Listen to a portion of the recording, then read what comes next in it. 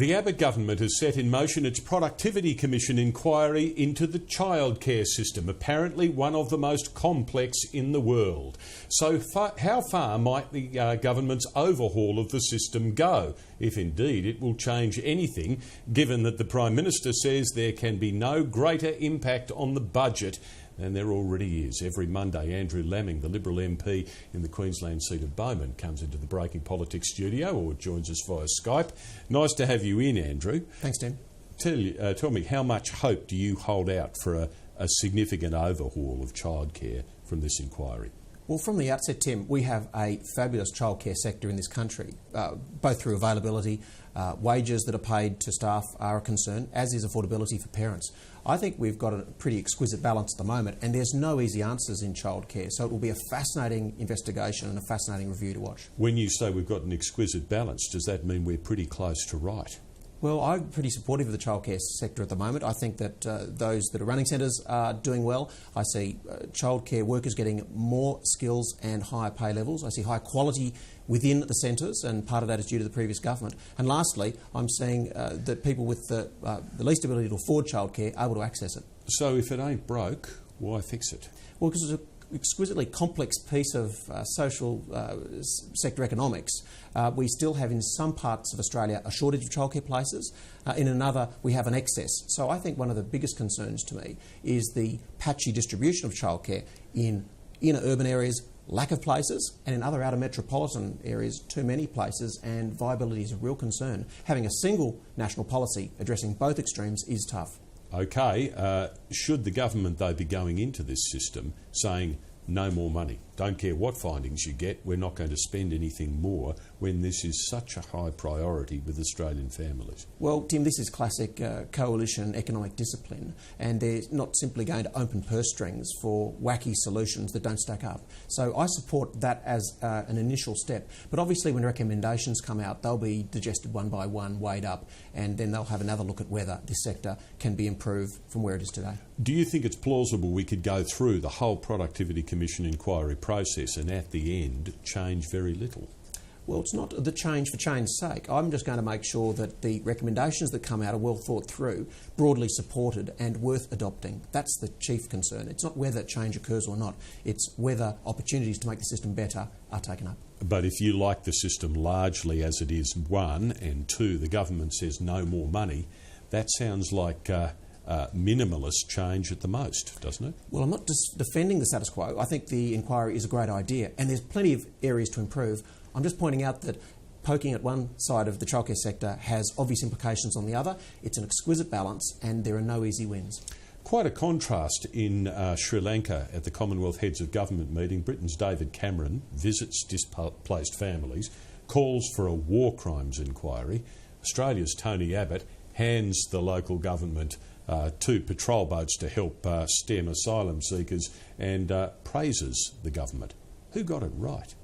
Well, both governments got it right, and in fact Canada, for their own internal reasons, electing not to come, made their own decision. You've seen 3 large economies take this in 3 very different ways, and it reflects Australia's political and geopolitical proximity to Sri Lanka, and the fact that we've made a commitment to the Australian people that we're going to stop the boats, and that means working with our neighbours. So the issue of human rights is on the table. A major economy has made it an issue, but Australia has focused on the relationship and making sure that we can work with this economy emerging from a civil war. Are we politely ignoring human rights abuses because we've got a policy objective with asylum seekers over here that we need to get done and we don't want to spoil it?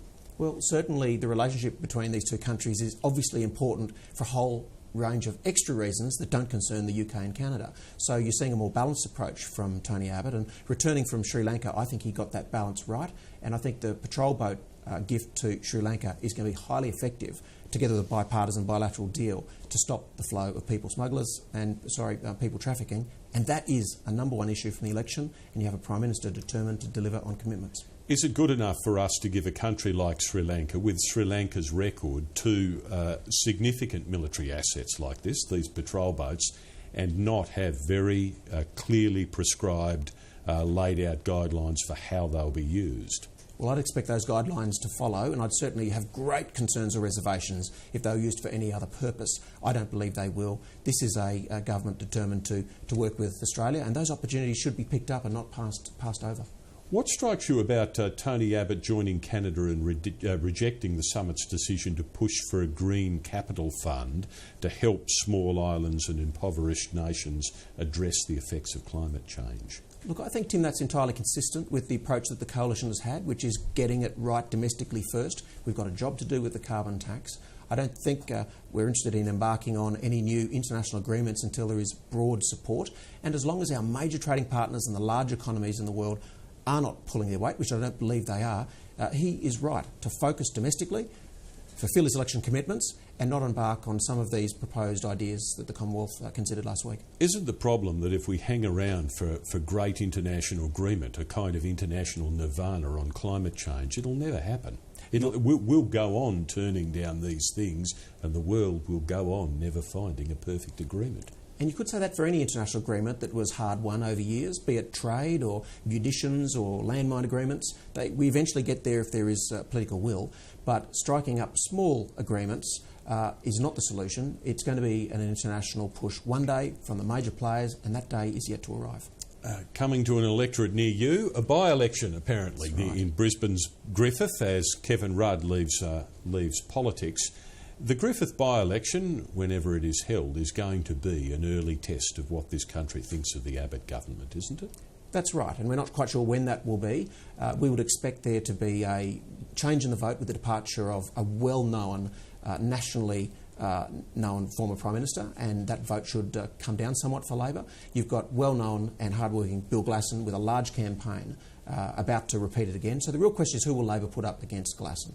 Who would, given Bill Glasson almost won in September against that well-known Prime Minister, he'd have to be front-runner, wouldn't he? Well, I don't think Bill will appreciate me describing him thus, but certainly we're seeing evidence that a number of Labor people are not willing to take up the cudgels and take him on. This is indicating there's some reservations within Labor about whether they can win that seat, even though it is historically a Labor seat.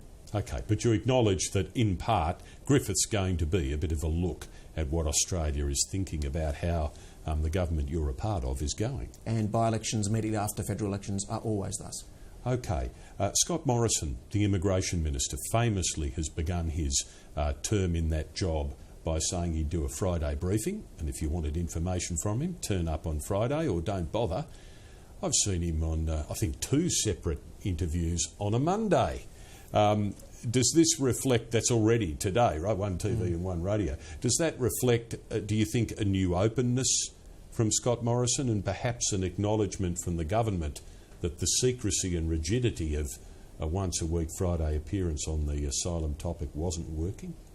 Well, over the last few weeks we've seen the media certainly getting used to these weekly briefings and sensing that while the information provided is full and frank, that they're wanting information more often. There's a rapid media cycle. It'll be up to the Minister to decide. He's certainly not a shrinking violet. He won't have any problem addressing the media when he chooses to, but this is about discipline around the Sovereign Borders operation. And if he makes some additional comments, then that'll have to be sort of read into whether that undermines a weekly briefing. Certainly, Friday of last week, with the 2-day-old child allegedly separated from his mother at Mater Hospital in Brisbane, created a whole lot of new, additional and peripheral issues for him to deal with over the weekend.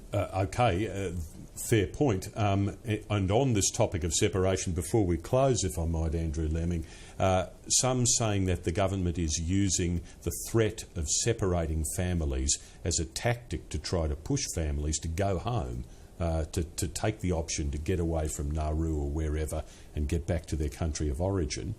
Is it fair in a circumstance like this that countries are threatened with separation unless they return to their homelands? Well, it's certainly not the case, and not the case in this instance. So I think, as the Prime Minister has said, complete sympathy for a mother in the situation we saw on Thursday. And that was, well, we haven't got to the bottom of it and is subject to internal review, something that every Australian would find abhorrent. They want a firm approach to borders, but certainly not an inhumane approach.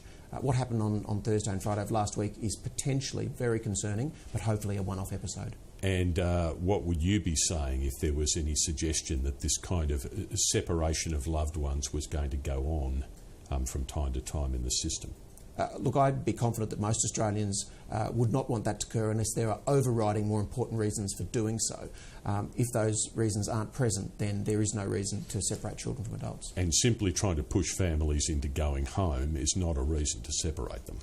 Well, there'll be all sorts of offers made potentially to people who are deemed not to be refugees, but I'm only talking about the one instance, and this was a regrettable 2-day period where it's alleged that parents weren't able to see a newborn baby in a critical care unit, and on the strength of that alone, I think it's a one-off episode, and I hope it won't be repeated. Andrew Laming, good to have you in the studio this time around. Thanks for coming on Breaking Politics. It's a pleasure.